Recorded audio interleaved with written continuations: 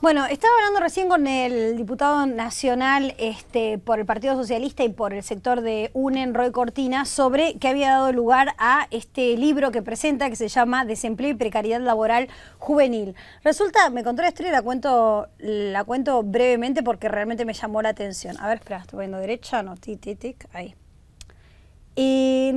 Surgió este libro porque se puso a buscar el diputado cuáles eran las iniciativas en las legislaturas provinciales y nacionales vinculadas a este problema, del cual si uno escucha hablar a los políticos pareciera que todo el mundo está preocupado. Bueno, me dice, si contamos con los dedos de una sola mano, tal vez nos sobra algún dedo para decir cuáles eran los proyectos que se estaban ocupando de este tema. Él presentó uno hace 4 años, está cajoneado, pero bueno, primero bienvenido, estoy contando todo lo que ya hablamos, pero porque quería ir directamente a ¿qué es lo que se puede hacer con el desempleo y la precariedad laboral juvenil? O sea, claro quedó que es ignorado el tema, ¿sí? Ignorado de una manera seria, muy fuertemente ignorado. ¿Qué es lo que propones que se puede hacer? Como sí. Todo problema, porque acá hay grandes problemas estructurales en la Argentina que se invisibilizan por las cifras, por el falsamiento de las estadísticas oficiales. Entonces, primero visibilizarlo, es un gran problema. Sí. Argentina tiene entre 6.600.000 y 6.800.000 jóvenes entre 18 y 24 años, de los cuales entre el 55 y 60% son pobres, y 2.300.000 jóvenes tienen problemas que tienen que ver con que ni trabajan ni estudian, los lamentablemente conocidos, tristemente célebres, los niní, los jóvenes que no tienen acceso, están afuera del mercado del trabajo laboral y afuera del mercado del trabajo y del sistema educativo, y los jóvenes que han dejado de estudiar, otro 1,5 millones, y que están precarizados, o sea, están trabajando, han abandonado sus estudios y están trabajando precariamente. Es un drama en un país con las posibilidades que tiene la Argentina, 2.300.000. Entonces, lo que hay que asumirlo como política de Estado, que es lo que no hace este gobierno, ¿no? Este gobierno ha anunciado, por ejemplo, un plan que primero se anunció como un paliativo para el desempleo y terminó siendo de terminalidad educativa, como es, por ejemplo, el Progresar, que tristemente se utilizó para tapar el día que se estaba anunciando, vos recordarás, todas las medidas ortodoxas que desembocaron en la devaluación.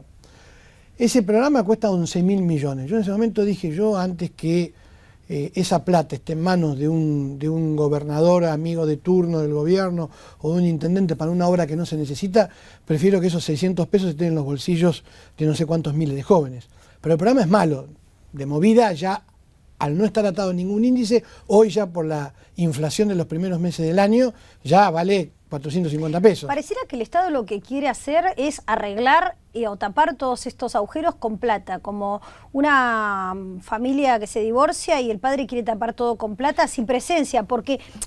Y son una gran improvisación. Claro, porque no es solamente darle la plata, es cómo hacer para que el pibe regrese a la escuela y se gradúe. De eso se trata, hay que seguir una serie de recomendaciones de la OIT, porque hay prácticas en el mundo que han sido exitosas.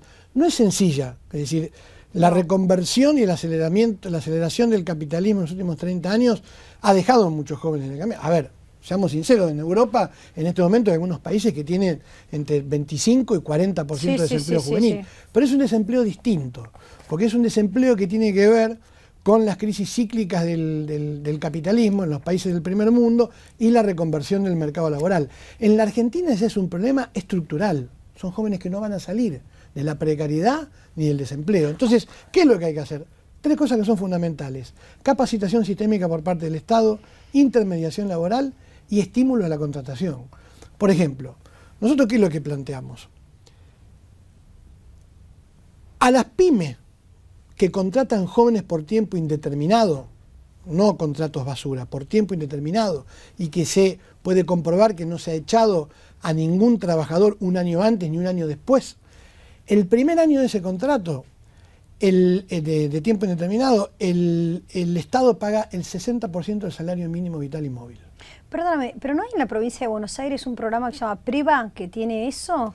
No, lo que hay a nivel nacional es el plan Jóvenes con Más y Mejor Empleo, que el gobierno dice que ha sido exitoso, pero está del año 2008, depende del Ministerio de Trabajo, está distribuido en muchas provincias asimétricamente y hoy el desempleo es mayor que en el año 2008.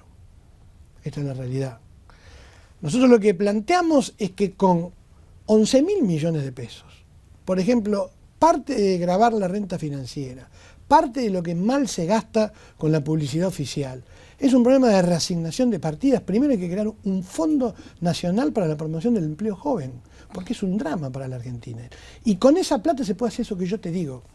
Y o se sea, puede financiar incluso la mitad del salario mínimo vital y móvil de todos los jóvenes que sean incorporados por pymes que no hayan despedido antes por tiempo indeterminado, no con contrato. Y se pueden hacer más cosas. Se puede crear un seguro universal de capacitación laboral juvenil equivalente al 20% del salario mínimo vital y móvil durante un año, con la condición de que todos los jóvenes que reciban eso cumplan con un 75% de asistencia a cursos de capacitación laboral.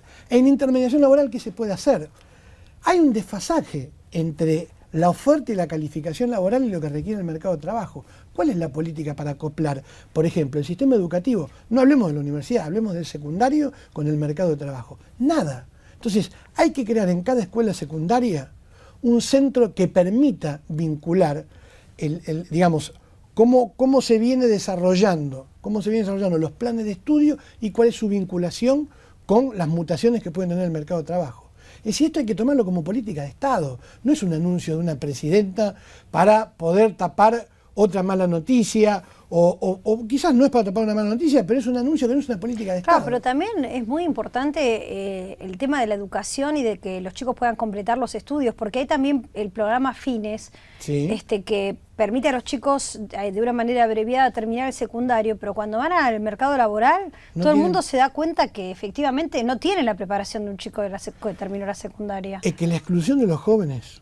tiene que ver con dos cosas que han explotado en un mundo que por ahí nuestros padres no imaginaban que iba a suceder. Claro, lo que sucedió es decir, vos el lugar donde te socializas o donde te socializabas es en el sistema educativo y en el mercado de trabajo. Las dos cosas han implosionado. Desde la crisis del petróleo del 75, los últimos 25 años del siglo XX, la crisis de principios de siglo y esta década que para nosotros ha sido desaprovechada, porque podíamos haber tenido la oportunidad de reconvertir esa situación, ese problema estructural, y no lo hemos hecho. Entonces, por supuesto lo que vos planteás es verdad, el sistema educativo también está en crisis. El acceso, la calidad y la permanencia y la terminalidad. Claro. Te estoy diciendo que más de 1 millón de chicos no terminan en tiempo y forma la secundaria en la Argentina. O no la terminan en tiempo y forma. O sea que el proyecto que está cajoneado y que vos presentaste que es un aporte para el debate. Cámara no creo que sea la única solución. ¿Pero qué tiene? Estas 3 patas. Son 3 patas, que son las recomendaciones de la OIT, a la que la presidenta y el ministro van todos los años a la Convención Internacional de la OIT, y bueno, firman pactos, convenios, es lo que recomienda la OIT. Capacitación, intermediación laboral y estímulo a la contratación. Y acá lo que se da... ¿Intermediación laboral qué sería? Bueno, acercar la oferta y la demanda de trabajo. Por ejemplo, nosotros planteamos esto que te decía antes, crear centros estudiantiles de vinculación con el mundo del trabajo, ¿sí? Para acercar la escuela al mundo del trabajo. Las pasantías, por ejemplo, que... No, hay que tener cuidado con pasantías, con periodo de prueba, son todas leyes que tuvieron que ver con la flexibilización laboral y con los contratos basura en la década del 90. Son cosas distintas. Nosotros estamos planteando que los jóvenes entren a lo que la OIT denomina trabajo decente, o sea, trabajo en blanco, ¿no?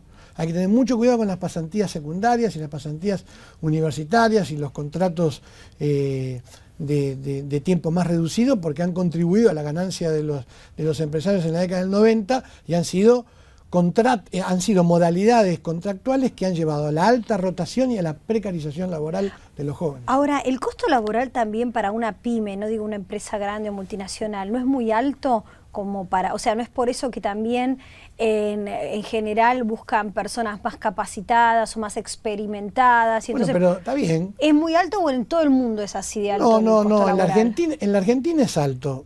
Y en otras partes del mundo, las pymes tienen un rol que es fundamental, ¿sí? Entonces hay que también tener políticas públicas de estímulo a las pymes. Por eso también este planteo que nosotros hacemos en la ley y analizamos en el libro tiene que ver con estimular el empleo juvenil y la contratación, pero también ayudar a las pymes para que lo puedan hacer. No está dirigido a las grandes empresas, está dirigido a las pymes. Obviamente que hay desfasajes económicos que tienen que ver con el costo laboral, y que tiene que ver con la eliminación de los aportes patronales o la reducción de los aportes patronales de las grandes empresas. Pero, ¿quiénes son las víctimas? los jóvenes, los sectores más vulnerables y las pymes, que son la columna vertebral del sistema económico y de la contratación de trabajadores en la Argentina. En Roy hoy estábamos hablando con el legislador Marcelo Ramal acerca de los piquetes, por lo que pasó en Puente Pueyrredón y por el debate que hay un poco en la sociedad, porque el piquete como modo de reclamar es rechazado por una gran parte de la sociedad, asumido como propio cuando, por ejemplo, hay cortes o cuando hay problemas, el corralito, etcétera. ¿Vos crees que ya caducó esa forma de protestar, que hay que buscar una nueva o que es la única manera de hacer visible un problema al que nadie le da bolilla? Yo creo que es una ingenuidad, como pretenden algunas fuerzas políticas, pensar en una reglamentación de la protesta social. En la historia de la humanidad la protesta social no se reglamenta. Es querer abordar el problema desde las consecuencias, vos tenés que abordar de las causas. Si hay protesta social es porque hay causas. Algunas podrán ser más brutales, desconsideradas para con vecinos, con ciudadanos, con otros que tienen, otros argentinos que pueden tener los mismos o peores problemas. Pero la verdad que lo que ha planteado este gobierno y lo que plantea el gobierno de la ciudad de reglamentar la protesta social es algo que no va, en realidad no va a resolver el problema, no lo va a resolver, va a seguir habiendo protesta social y lo que va a haber es que haya más procesados por protesta social y avanzar a un sistema de criminalización de la protesta que no es bueno. Lo que hay que Argentina está prisionera de las consecuencias. Claro, pero yo recién le decía a Ramal, hubo piquetes en los momentos en los que este país crecía 8 o 9% también. Sí. O sea, ahora estamos viviendo un momento en el que hay particular sensibilidad porque hay despidos, esperemos que no crezca el índice de desocupación realmente, pero hay síntomas alertantes sobre ese asunto.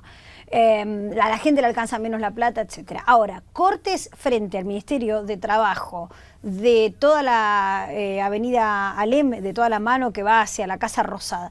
Y hubo toda esta década, y en mejores y peores momentos, digo... Bueno, pero eso es demostrativo de que hay algo muy interesante para analizar de esta década.